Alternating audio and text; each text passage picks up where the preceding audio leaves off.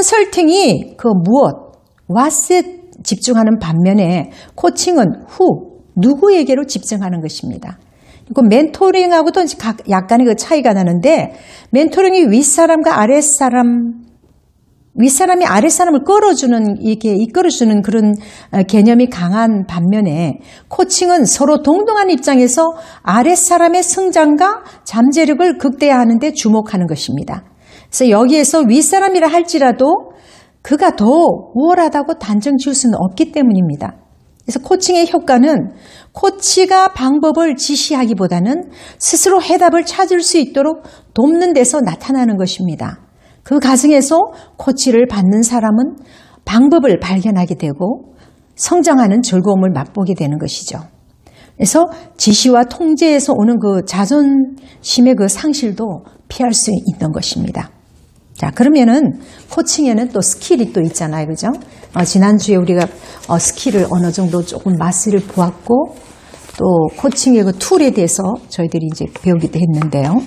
자, 코칭의 그 스킬을 발전시키면은, 모든 면에서 이제 성장이 이루어질 뿐만 아니라, 친구와 배우자 또는 자녀들을 돕기 위한 능력이 개선되는 것입니다. 그러니까 여러분들이 지금 코칭을 왜 배우느냐? 내가 써먹으려고 한다? 아니죠.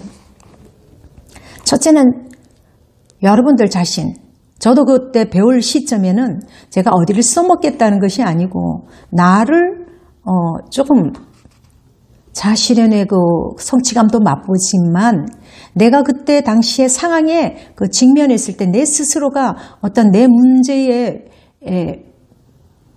소용돌이 속에서 벗어나지 못할 때 그러한 것을 직면할 수 있도록 그런 힘을 기르기 위해서, 그래서 자신의 그 소양을 키우기 위해서 그런 부분에서 이제 저희들이 배우는 것입니다.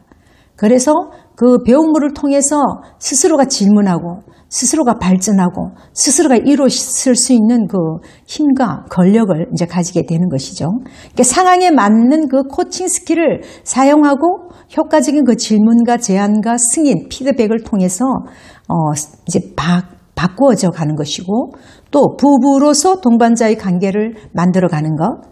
그러니까 내 주장만 또 하지 않고 중요한 고객의 말처럼 들어주는 것.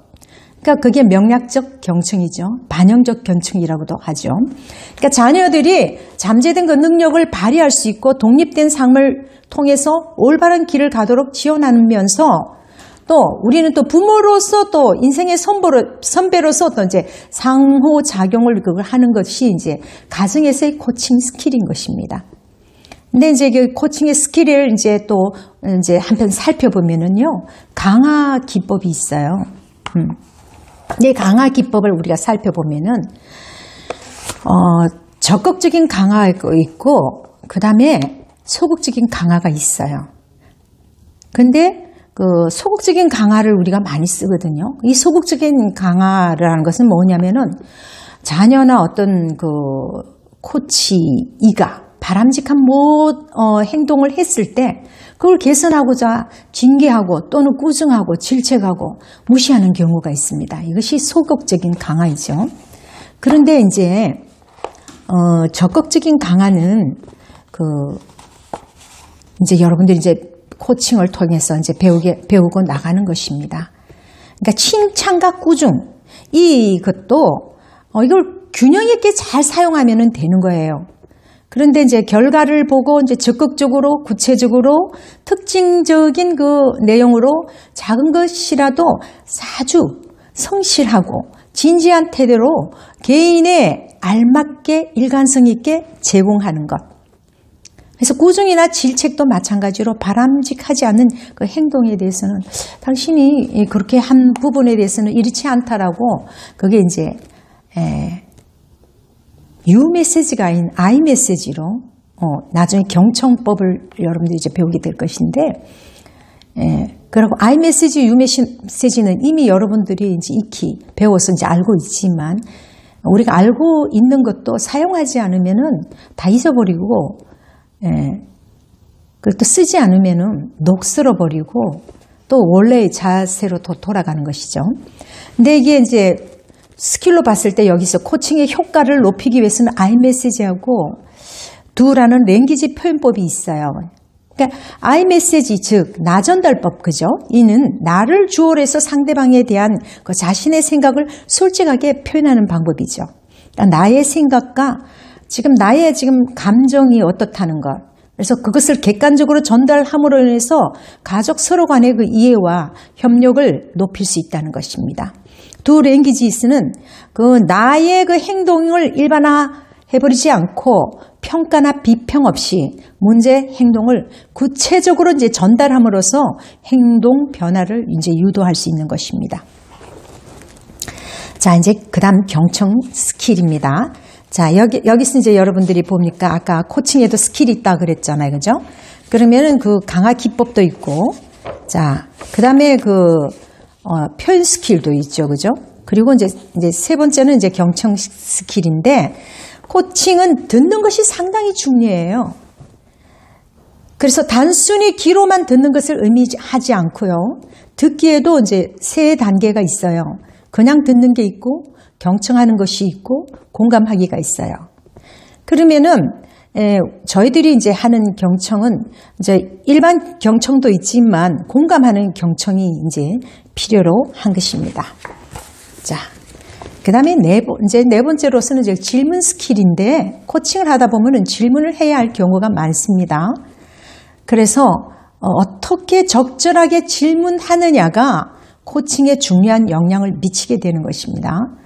그래서 코칭은 개인의 목표를 신속하게 달성시킬 수 있도록 또 그 개인이 갖고 있는 그 재능이나 능력을 최대한 발휘할 수 있는 힘을 갖고 있도록 이것이 이제 코칭 스킬을 통해서 코칭의 질문을 통해서 그다음 코칭 리더십을 통해서 이제 영향력이 가정에서부터 이루어지고 또 내가 속해 있는 어떤 직장이나 또 내가 속해 있는 목회 현장이나 여러 곳에서 이제 쓰임을 받게 되는 것이죠. 그래서 무엇보다도 이제 가정에서는 코칭을 통해서 자녀들을 자율적이고 독립적인 그 삶을 살아갈 수 있도록 하는 것이고요. 또 부모의 소중함을 또 알게 되는 것이에요. 그리고 또 무엇보다도 가족 간의 그 커뮤니케이션에 대한 활성감과 그 활성화와 그 유대감으로 그 영향력이 이제 증대되는 거죠. 그래서 코칭을 통해서 부부 간의 신뢰가 또 구축이 되고 부모가 또 자녀 사이에 그 인격적이고 존중하고 세워지는 그 문화가 자리 잡기를 이제 코칭을 통해서 우리는 바라는 것입니다. 자, 그 다음에 이제 1대1 코칭 리더십을 한번 더 살펴보면요. 코칭은 훌륭한 지도자를 만드는 가정의 필수 요소입니다. 자, 변하는 시대에 훌륭한 지도자가 되려면 훌륭한 코치가 되어야 한다는 것이죠. 그리고 훌륭한 코치가 되려면 코칭이 필요하고 점차 부상하고 있는 그 리더십과 그 리더십 훈련의 한 형태라는 것을 인식해야 합니다. 자, 이러한 지도자는 어떻게 배출되는가? 코칭을 받고 지도받고 격려받을 때 그들은 더 열정적인 사람이 되고 성장할 가능성이 있고 또 스스로 동기를 부여할 수 있게 됩니다. 코칭은 특별한 그 종류의 관계입니다. 코칭은 솔직함과 존중, 공동 목표하는 특징을 보이는 목적을 가진 동력 관계예요. 좋은 코치는 예수님이 삶을 통해 보이시고 마태복음에서 마태복음 20장 20절에서 28절에서 말씀하신 그 섬김의 리더십을 통해서 예수님은 보여주셨습니다. 자, 그때의 세베대의 아들의 어머니가 그 아들들을 데리고 예수께 와서 절하며 무엇을 구하니? 예수께서 이르시되 무엇을 원하느냐? 이르되 나의 이 두 아들을 주의 나라에서 하나는 주의 우편에 하나는 주의 좌편에 앉게 명하소서. 그러자 예수님께서 대답하여 이르시되 너희가 구하는 것을 알지 못하는도다. 내가 마시려는 잔을 너희가 마실 수 있느냐? 그들이 말하되 할 수 있나이다. 이르시되 너희가 과연 내 잔을 마시려니와 내 좌우편에 않는 것은 내가 주는 것이 아니라 내 아버지께서 누구를 위하여 예비하셨던지 그들이 얻을 것이니라. 이 열제자가 듣고 이제 그 형제에게 대하여 분이 여기거늘. 예수께서 제자들을 불러다가 이르시되 이방인의 그 집권자들이 그들을 임의로 주관하고 그 고관들이 그들에게 건세를 부리는 줄을 너희가 알거니와 너희 중에는 그렇지 않아야 하나니 너희 중에는 누구든지 크고자 하는 자는 너희를 섬기는 자가 되고 너희 중에 누구든지 으뜸이 되고자 하는 자는 너희의 종이 되어야 하리라. 인자에 온 것은 섬김을 받으려 함이 아니라 도리어 섬기려 하고 자기 목숨을 많은 사람의 대속물로 주려 함이니라. 자, 훌륭한 지도자는 사람들 위에 군림하지 않고 통제하는 권위를 행사하지 않고 눈에 띄는 자리를 확보하기 위해서 속임수를 쓰지 않는다는 것이죠. 그러니까 위대한 지도자는 위대한 종입니다. 위대한 코치도 마찬가지예요. 코칭은 섬기는 그 리더십의 가장 분명한 형태 중 하나인데 종과 같이 코치는 자신이 섬기는 사람을 이해하고 힘써 돕기 위해서 노력해야 합니다. 만약에 여러분들이 좋은 지도자가 되기를 원한다면 좋은 코치가 되는 법을 배우라. 좋은 코치가 되고 싶으면 관계를 이해하고 섬기는 지도자가 되는 법을 배우라는 것이죠. 자, 교회 지도자들로서 해야 할 일은 하나님의 그 성령의 파도를 인식하고 이를 타고 가는 것입니다. 영향을 미치는 그 교회를 살펴 주변에서 이리 둘러보면서 그 변화를 보면은 하나님의 나라가 확장되고 그분께 영광을 돌리기 위해서 이를 이용할 수 있는 방법을 찾아내는 교회인데 이제 대형 교회들 보통 우리가 대형 교회들 대해서 별로 그렇게 인식이 안 좋지만은 대형 교회에서는 정말 무궁무진하게 많은 노력을 해요. 뭐 세미나를 통해서 지도자들을 양성하고 또 훈련을 시키고 여러 가지 방법론을 또 제시하고 그래서 또 그들을 아름답게 섬기는 목회자로서 또 소양을 가진 목회자로서 지성과 영성과 야성을 지닌 목회자로서 세우는 것이죠. 그와 마찬가지로 저희들이 또 그 코칭을 통해서도 유능한 인생 코치가 되기 위해서는 기술과 또 수년간의 그 경험이 필요하지만 가장 사람들에게 그 도움이 되는 것은 그들의 헌신도라는 것이죠. 그래서 우리가 무엇보다도 우리가 목회자로서 또 사역을 임하는 자로서의 그 헌신은 기술이나 경험에서 오는 것이 아니고 여러분들 개개인의 저와 여러분들의 개개인의 인격의 깊이에서 나온다는 것을 우리가 알아야 되는 것입니다. 그래서 인격을 갖추기 위해서는 나름대로 많이 배워야 되고 익혀야 되고 또 책도 많이 읽어야 되고요. 또 그리고 그런 능력을 가지기 위해서는 엎드림, 섬김의 그 자세도 필요한 것이죠. 기도가 또 필요한 것입니다. 훌륭한 코치의 그 특징은 있습니다. 우리 다 같이 한번 읽어보도록 하겠습니다. 탁월한 코치는 다음과 같아 자신의 가치관을 의식하고 있습니다. 자기 인식을 잘합니다. 항상 배우려고 합니다. 진취적입니다. 현실적으로 낙관적입니다. 변화에 대해서 열정적입니다. 행동 지향적입니다. 융통성이 있습니다. 직설적일 수 있을 만큼 용감합니다. 오타가 또 있네요. 자, 진정으로 돌보려는 마음이 있습니다. 신뢰할 만하고 존경을 받는 사람입니다. 훌륭한 코치가 잘하는 것은 뭐냐? 똑같은 내용이 있네요. 자, 자신의 그 가치관을 인식하고 있으면서 조심스럽게 경청하고 신뢰할 만한 그 피드백을 그렇게 해줍니다. 그리고 질문을 하고 각기 다른 방법으로 각 사람의 경험과 욕구를 평가합니다. 그 다음에 이제 코치를 하는 과정입니다. 그 실습 과정에서 코치 주의가 산만해지는 것을 피하고 정해진 시간을 지키기 위해서 대화의 초점을 잃지 않는다. 그 사람의 개인적 영성과 하나님과 동행하는 정도를 신중히 고려하기 위해서는 대화를 유도한다. 목회 코칭에 있어서, 기독교 코칭에 있어서 코치는 사역자가 되어야 되는 거죠. 그래서 코치 받는 사람의 그 미래를 계획하고 자신의 그 사명을 명확히 하며 기술을 향상시키고 목표에 도달할 수 있도록 도와주는 것입니다. 그리고 대화를 독점하거나 자신에 대해서 말하고 충고하고 싶은 그 유혹을 자제해야 합니다.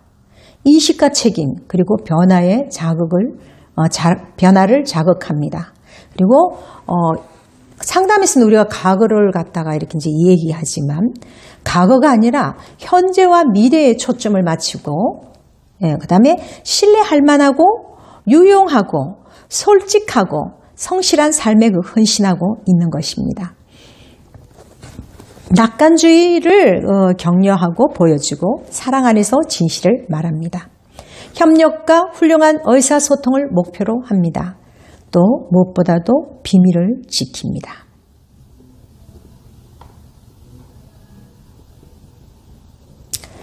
자, 시작은 여러분들이 이제 또 배우고 난 뒤에 시작하기로 들어가도록 하겠습니다.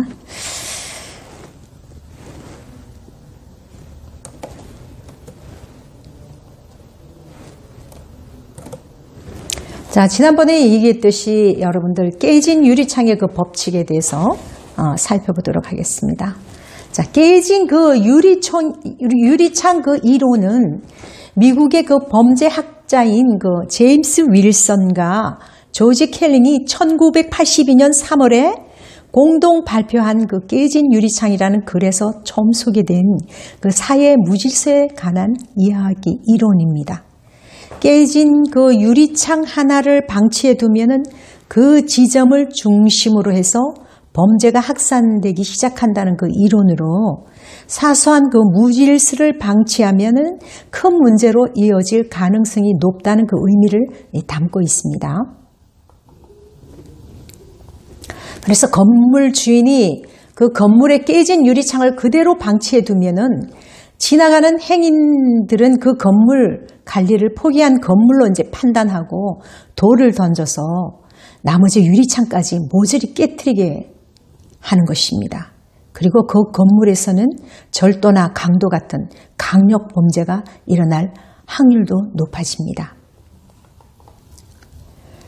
깨진 유리창의 법칙은 깨진 유리창과 같은 그 이 일의 그 작은 부분이 그 도시의 그 무법천지와 같은 큰 일을 망칠 수도 있음을 뜻하는 것입니다.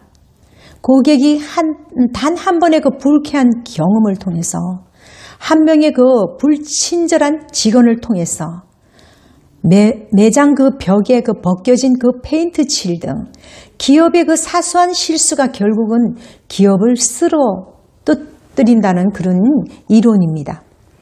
얼핏 보면 그 하찮은 것, 그 사소한 것, 잘 드러나지 않는 것처럼 그 보이지만은 고객들은 이를 인식하며 그 인식으로 인해서 기업에 대한 어떤 이미지를 갖게 되는 것입니다.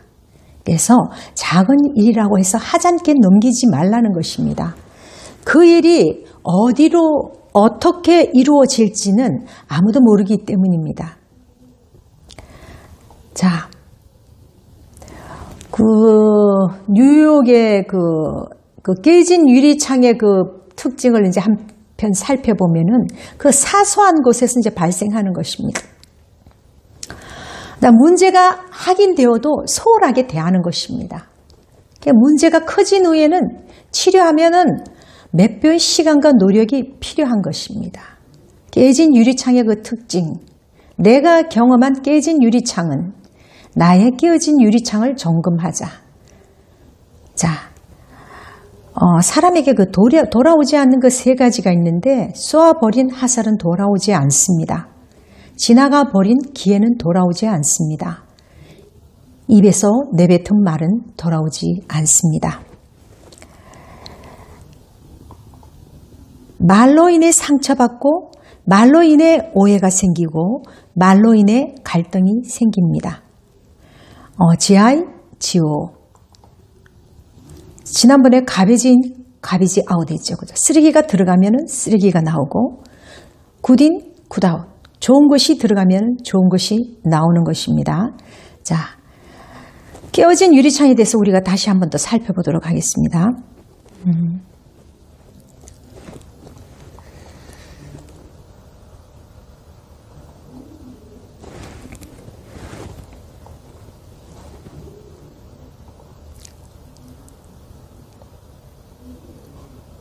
자, 깨진 유리창의 특징에 대해서 다시 한번 보도록 하겠습니다.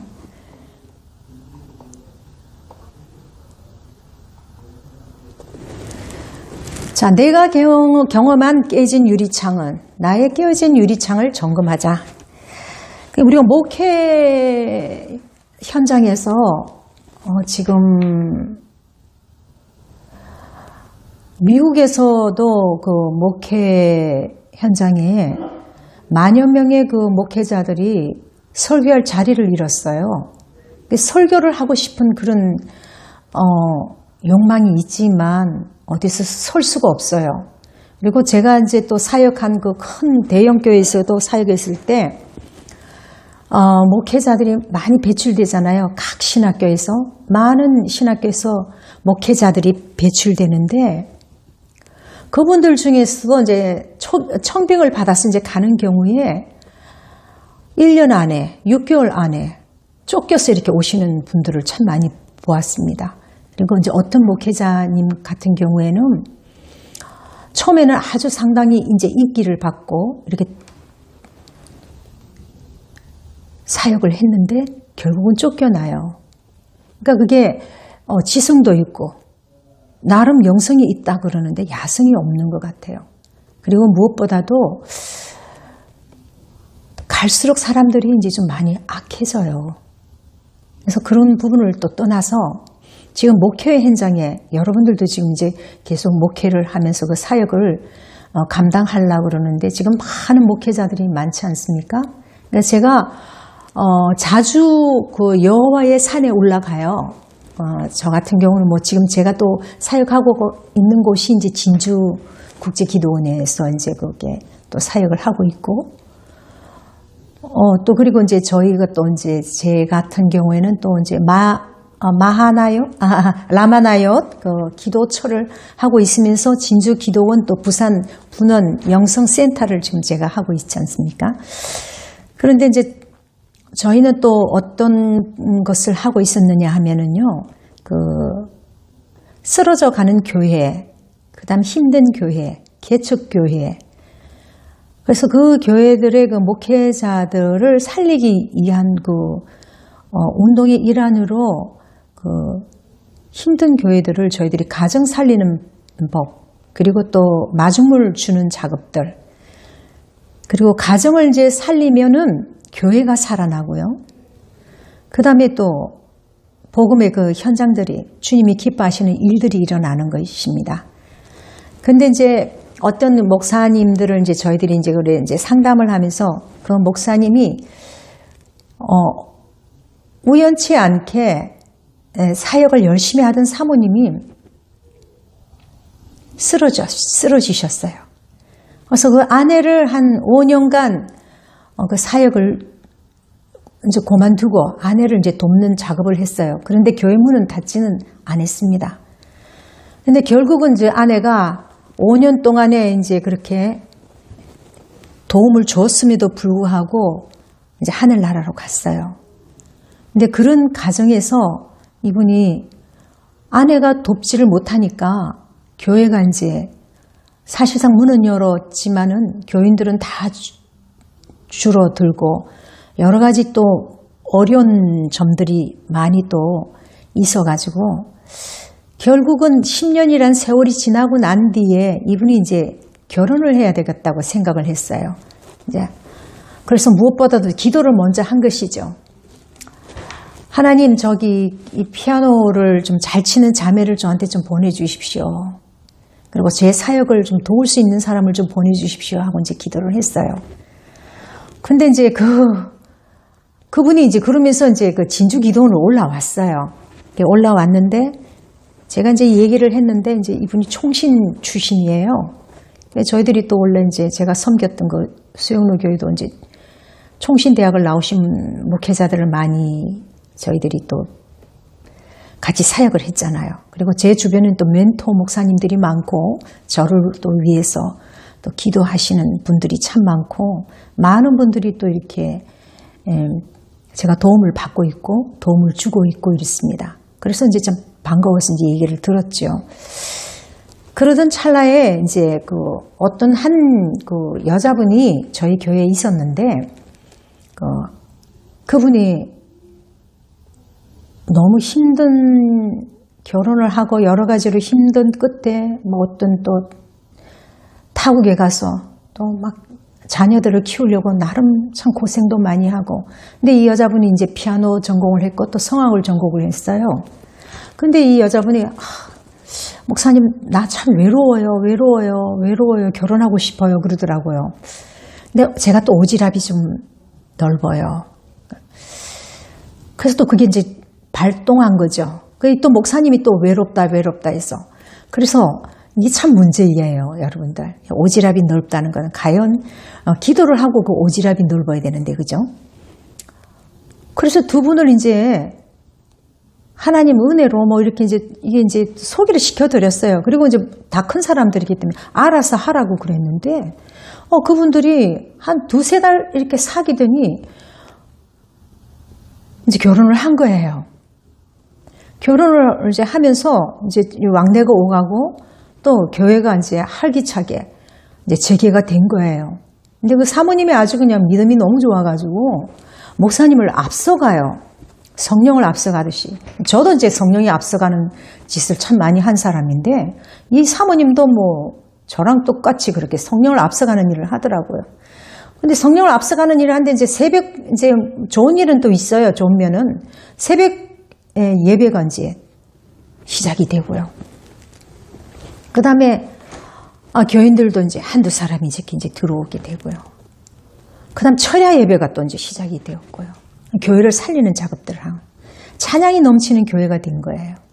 그리고 남편이 10년 동안에 살면서 막 그 찌들어져 있던 그런 모든 부분들이 막 사모님이 막 이 남편을 완전 한골 탈퇴, 완전 우렁각시 같이 막 그 2년을 막 열심히 이분을 위해서 막 하다 보니까 진이 빠져버린 거예요. 그러다가 이제 그냥 두 손 두 발을 다 놓아버린 거예요. 그러더니 이제 그게 이제 무슨 일일까요? 무슨 문제일까요? 근데 저는 처음에 이제 거기에 가서 이제 그 설교도 이제 몇 차례 좀 하고, 그 다음에 좋은 소식들이 많았어요. 그래서 너무 좋았는데, 교회를 그게 새롭게 다시 할 때는 그 기도가 많이 쌓여야 돼요. 주변에 사람들이 많은 기도가 쌓여야 되고, 또 사탄은 아주 그냥 분통을 터뜨리기 때문에 집중적으로 이제 공략을 하는 거죠. 근데 사모님이 이제 또 2년 동안에 너무 갑자기 그렇게 하니까 또 몸에 병을 안게 되고, 그러다가 결국은 지금은 이제 별거 아닌 별것처럼 이렇게 이제 되어 있는 그런 경우를 또 이제 보면서 참 안타깝고, 이제 그걸 놓고 또 이제 저희들이 기도를 하고 있습니다만은. 근데 며칠 전에 또 이제 전화가 온 거예요, 저에게. 또 다른 분이에요. 사모님이, 그러니까 재혼이라는 게 참 나이 들어서 재혼한다는 게 힘든 것 같아요. 왜냐면은 그 목회자들도 그 재혼이라는 건 여러분들 참, 그러니까 여기서 이제 결국 저희가 이제 얘기하는 것은 뭐냐면 깨진 유리창들이라는 거죠. 그죠? 그게 이제 앞전에 그 사모가 가고 났던 그 자리를 깨진 유리창을 새 사모가 와서 막 이렇게 수리를 하고 이렇게 고치고 막 이렇게 했는데, 결국은 자기도 이제 뱅크랍이 된 거예요. 완전 막 힘든 거예요. 그와 마찬가지로 우리가 살아가다 보면은 원하지 않았지만 주의 일을 하기 위해서 열심히 달려가지만 사탄도 그만큼 내 믿음이 좋으면 좋을수록 죽은 자들은 사탄이 쳐다보지도 않아요. 살아있는 자들을 사탄은 계속 공략을 하는 것이죠. 그러니까 여러분들도 여러 이제 분들을 이렇게 보면은 깨진 유리창들이 있어요. 근데 두 번째 이제 제가 또 이제, 내가 이렇게 두 사람을 이렇게 매치메이커로서 했는데, 아직 이게 마음이 아픈 거예요. 기도하면서도 하나님 이건 아니지 않습니까? 그래서 이제 제가 뭘 생각했냐면 우리가 성령 앞서서는 안 된다. 그런 생각을 했었어요. 그리고 이제 계속 기도하고 그 과정이 다시 부활될 것을 믿습니다. 여러분들도 기도 좀 해주시기 바랍니다. 그런데 또 이제 한 분의 또 이제 우리는 지금 제가 얘기하는 것은 지금 저와 여러분들은 목회의 길을 걷고 있는 사람들이기 때문에 이제 지금 당면한 그 문제들을 지금 이제 얘기하는 것입니다. 깨어진 유리창들. 그러니까 사례지요. 이런 이제 첫 번째 사례. 이제 두 번째 사례 전화가 이제 온 거예요. 그러면서 우는 소리를 하는 거예요. 여자분이 막 울면서 손 목사님 막 그러면서 울어요. 그래서 왜 그러시냐고 말씀하시라고 그랬는데 재혼한 지 이제 6개월 되신 분이에요. 목사님이 아주 훌륭하신 분이에요. 제가 볼 때는 겸손하시고요. 일단 목회밖에 모르시는 분이고 근데 상황이 그렇게 받쳐주지를 않았어요. 이분도 이제 나름 교회에서 어떤 이제 지역에서 300평에 150명의 교인을 한 10년간 열심히 잘 해오신 분이에요. 그런데 어느 날 사모가 병들었어요. 그리고 사모가 가출을 했어요. 그러니까 그 가정이 어떻게 되겠어요? 그러니까 여러분들한테 지금 얘기하는 거는 어떤 각오를 가지고 사역을 하느냐. 나만 열심히 한다고 되는 것이 아니라는 거죠. 문화가 다른 두 사람이 만났어. 문화가 만난 두 사람만 만난 것이 아니고 또 그곳에서 또 이제 자녀들이 또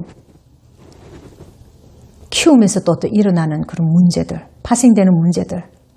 그 다음에 여자 쪽에서 또 이제 부모들이, 그 다음 남자 쪽에서 또 부모들, 이런 모든 문화들이 다른 부분에서 일어나는 그 모든 갈등과 어려움들, 그것을 헤치고 나아갈 때는 정말 어려움이 참 많다는 것이죠. 제가 이제 이렇게 살아오면서 보니까 많은 일의 교육자들을 만났는데 그 어려움을 극복해 나가는 사람들 중에서는 보면은 긍정적인 마인드를 가지고 있는 분들이 상당히 그것을 극복해 나가는데 그 시선이 부정적인 사람들은 부지런하고 여러 가지 열심으로 뛰지만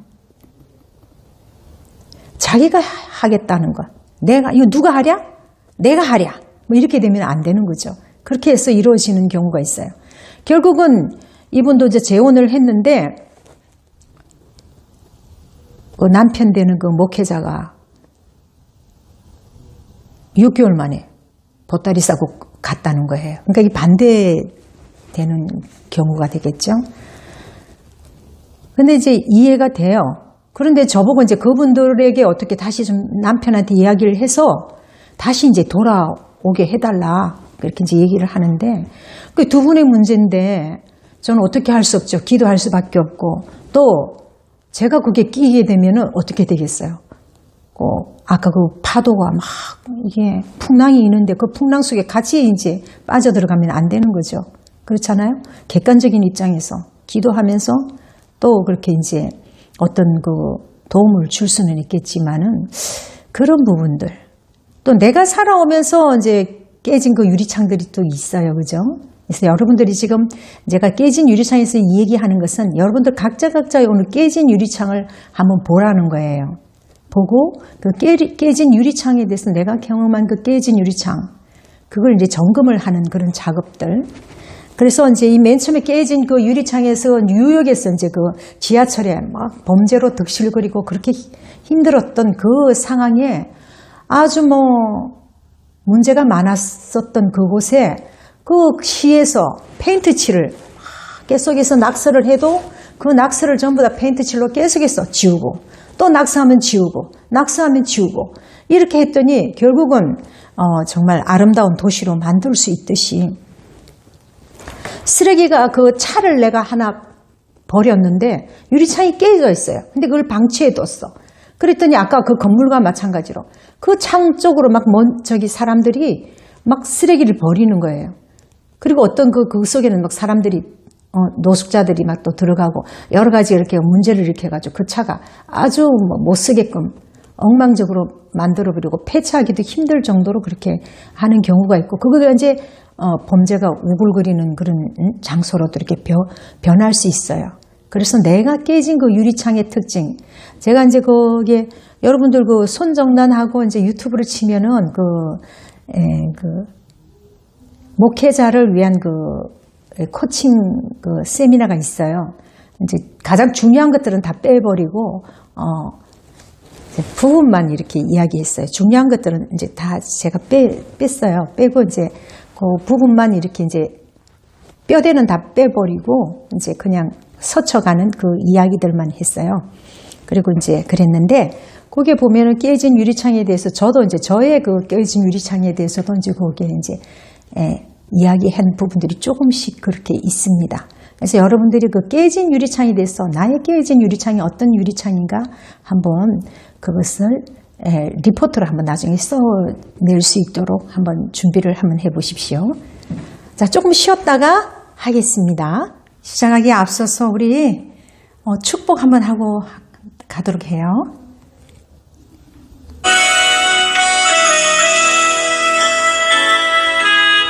합니다. 주님의 이름으로 축복합니다. 주님의 사랑으로 이곳에 모인 주의 거룩한 자녀에게 주님의 기쁨과 주님의 사랑이 충만하게 넘치기를. God bless you. God bless you. 축복합니다. 주님의 사랑으로 축복합니다. 주님의 이름으로 축복합니다. 주님의 사랑으로 이곳에 모인 주의 거룩한 자녀에게 주님의 기쁨과 주님의 사랑이 충만하게 넘치기를. God bless you. God bless you. 축복합니다. 주님의 사랑으로.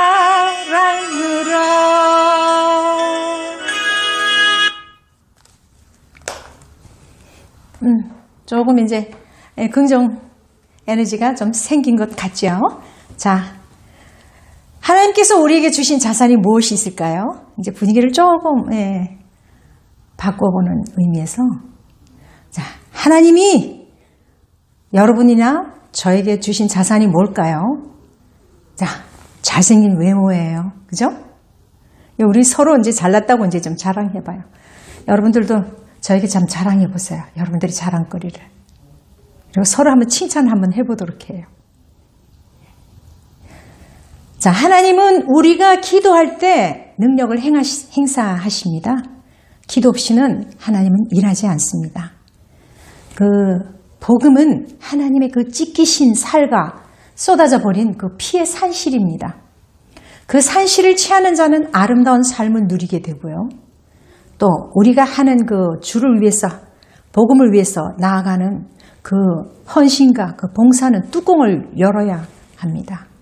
근데 그것을 할 때는 오른뺨도 맞고 왼뺨도 맞는 그런 역사가 일어나지만 그것이 오히려 감사해야 된다는 거죠. 핍박을 받을 때 오히려 감사해요. 하늘나라 상급이 있기 때문에요.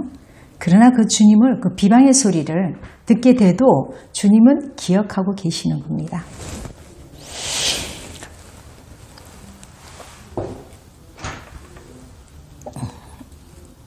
흔히 사람이들 그 이제 제자 훈련을 그렇게 하면은 성장과 성숙이 되는데 2% 이제 부족한 부분이 있다 그래요. 그래서 왜 부족하냐 그러니까 그 주님에 대한 그 헌신과 섬기는 그 마음은 있는데 입이 문제가 이제 생긴다는 거죠. 교회에서는 다 말해서 이제 그 말로 갖고 시작해서 말로 이제 그게 문제가 생기는데 그것이 이제 믿음과 신앙 경지와 성경 지식이 이제 짧아서가 아니고 입이 실수를 한다는 거죠. 그래서 그 코칭은 말을 어떻게 하느냐보다 제대로의 그 질문을 배우고 익히는 것이죠. 근데 우리가 살아오면서 그 읽기, 쓰기, 듣기, 말하기를 무수했지만 다 배웠다고 그 했지만 정작 말하기와 그 듣기가 제대로 안 이루어지는 거예요. 그래서 2%가 부족하다고 그러는데 그것을 이제 코칭을 통해서 여러분들도 이제 시간이 조금 지나면은 조금씩 이제 바뀌어지는 것을 알 수가 있을 것입니다. 자, 근데 이제 오늘 또 이제 경청에 이제 여러분들 코칭이 제일 먼저가 이제 경청을 하는 것이죠. 경청을 어떻게 해야 되느냐? 이제 경청에 이제 문제가 있어요, 그죠? 네, 하고 싶어요. 내 마음은 있는데 어떻게 해야 되는지 그 듣는 법을 이제 배워야 되는 거잖아요. 그래서 이제 질문을 합니다. 이제 코치가 질문자에게 이제 우리가 이제 여러분들에게도 그래요. 여러분들 그 지금 자녀들이 몇 분 있어요? 네. 그러면은 여러분들 이제 첫째 아이 자랑 좀 해줘요. 한번 해보십시오. 뭐 착하고 잘생기고 뭐 엄마 마음 읽어주고 자 등등등등 자 얘기 한번 해보세요.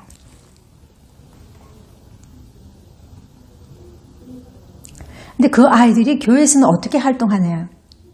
합니까?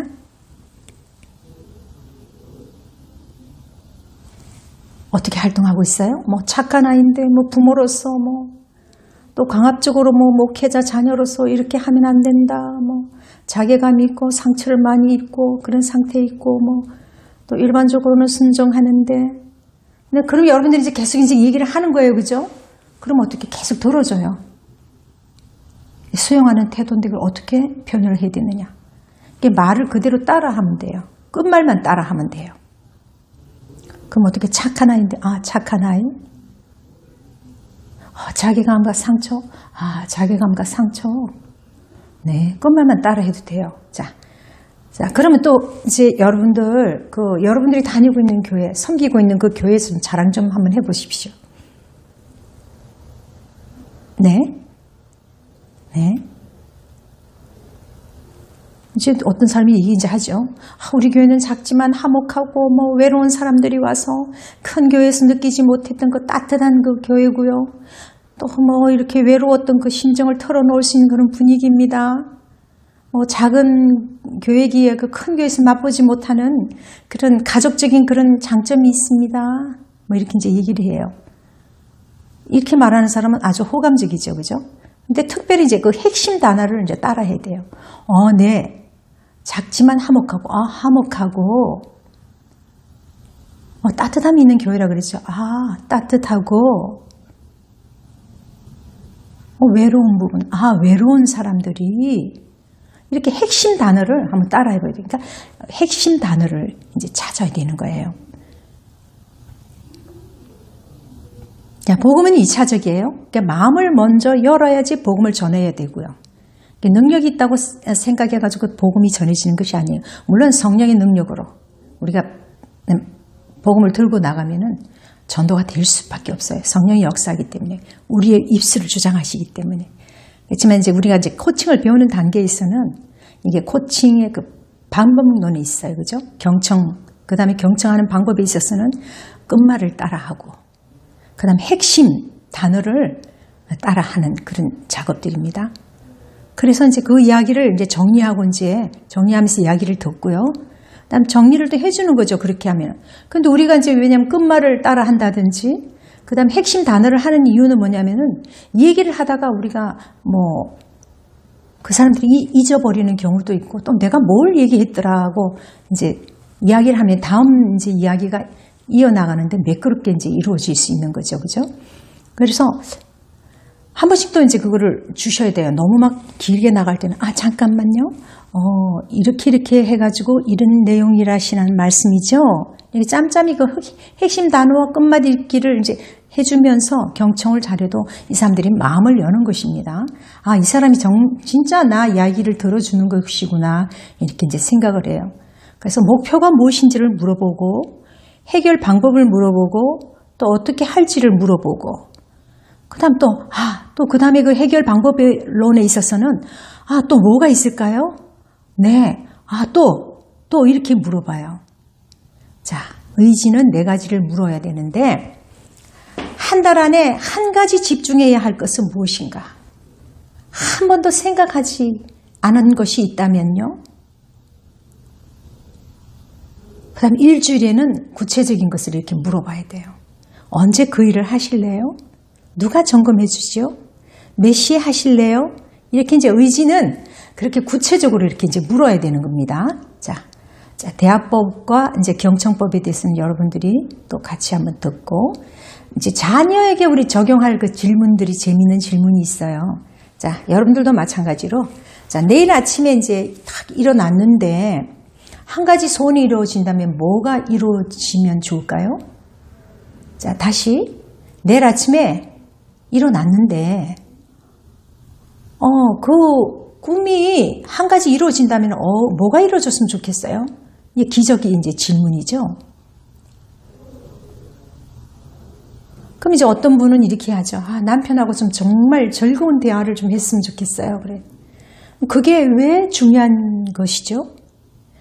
그걸 통해서 우리 남편이 하나님과 이거 사랑이 이루어진다면야. 그러면은 다른 소원은 또 무엇입니까? 정말 1대1 하는데 성령의 역사가 일어났으면 좋겠어요. 그래서 더 많은 양육자가 세워졌으면 좋겠어요. 그러면은 앞서서 그 두 질문 중에서, 그 소원 중에서 둘 중에 하나를 택하라면 뭘 택하시겠어요? 그 정직한 소원은 뭐예요? 이러면은 그 숨은 열정이 이제 그 사람에게 있는 거죠. 아까 핵심 1대1 제자 훈련이 이렇게 뭐 이루어졌으면 좋겠다. 그 다음 또 이제 얘기를 하면은 감사하는 마음이 있었다. 아니면 또 내 마음에 이렇게 하면서 그것들이 이제 그 사람의 속에 있는 그 열정들, 내 귀에 들리는 것대로 이제 이렇게 끄집어내어서 이렇게 이제 같이 다시 한번 되물어 주는 것도 참 좋은 것입니다. 자, 그럼 여러분들에게 또 묻겠습니다. 다시 한번 또 묻겠습니다. 내일 아침에 기적이 일어난다면은, 어떤 기적이 일어났으면 좋겠어요? 한번 얘기해 보십시오. 내 귀에 들리는 대로 응답하시는 주님을 믿고 우리가 한번 또 이 얘기 한번 해보는 거예요. 자, 그래요? 자, 그러면은 그게 왜 중요하죠?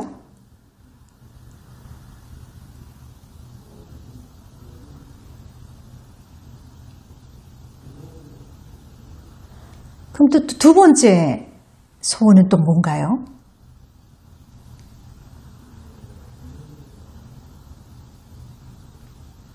네. 네. 그런데 그 둘 중에 한 가지만 들어주신다 그러면은 어떤 걸 또 선택하시겠어요? 근데 그게 또 중요한 이유는 뭘까요? 남편의 사업이 부도났어요. 그럼 또 다른 소원은요? 아들이 고3인데 좋은 대학에 들어가는 거예요. 둘 중에 하나는요? 사실은요, 아들이 더 좋은 대학에 들어가는 것이 더 중요해요. 이게 열정이 목표가 되고 더 잘하고 싶은데 그 장애 요인은 해결 방법은 이렇게 한 달에 일주일에 언제 이렇게 누가 점검, 이제 앞으로 이제 여러분들이 같이 코칭 그거를 하면서 여러분들이 아까 코칭에 우리가 이제 툴이 있었잖아요. 그 툴 따라 또 이렇게 나갈 수 있도록 하겠습니다. 자, 기본적인 질문을 같이 또 하겠습니다. 1년 안에 이루고 싶은 것이 있다면 그 목표는 무엇인가? 근데 그것을 하는데 발목 잡는 장애물은 무엇인가? 어려운 이유는, 잘 안 되는 이유는, 해결 방법이 있다면 무엇입니까? 그 중에서 한 가지를 선택하면 무엇을 하겠습니까? 자, 27페이지를 여러분들 한번 봐주시기 바랍니다. 코칭의 대화에 있어서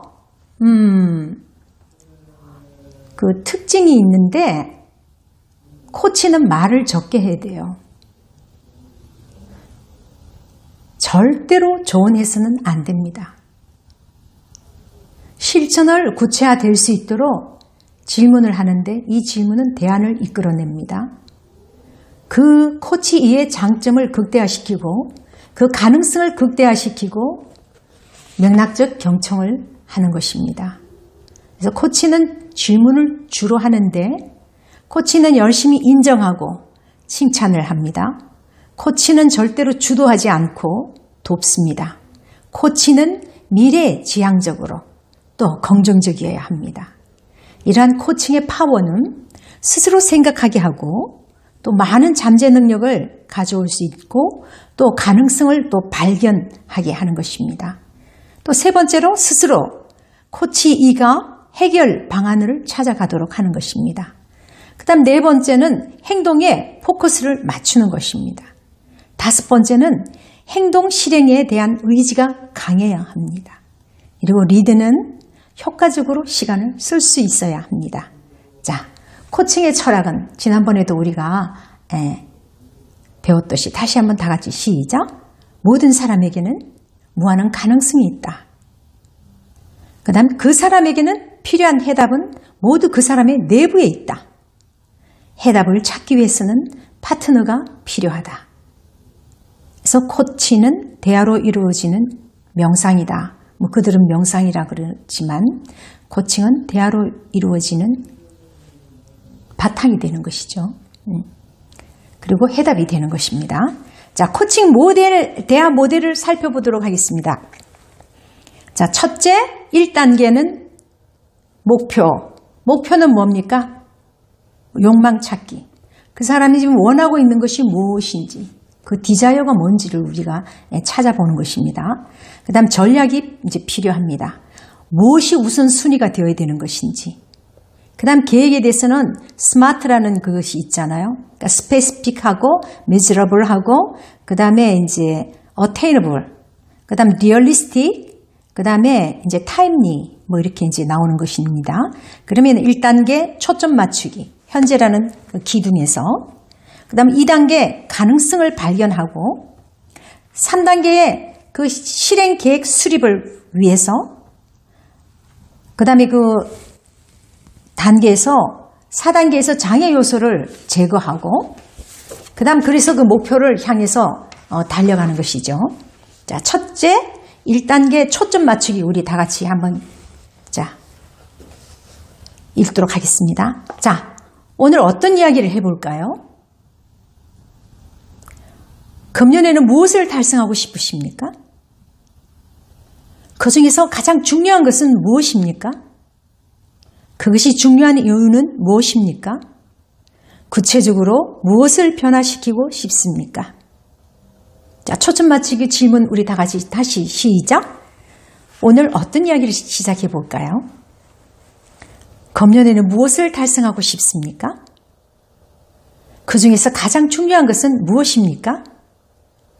그것이 가장 중요한 이유는 무엇입니까?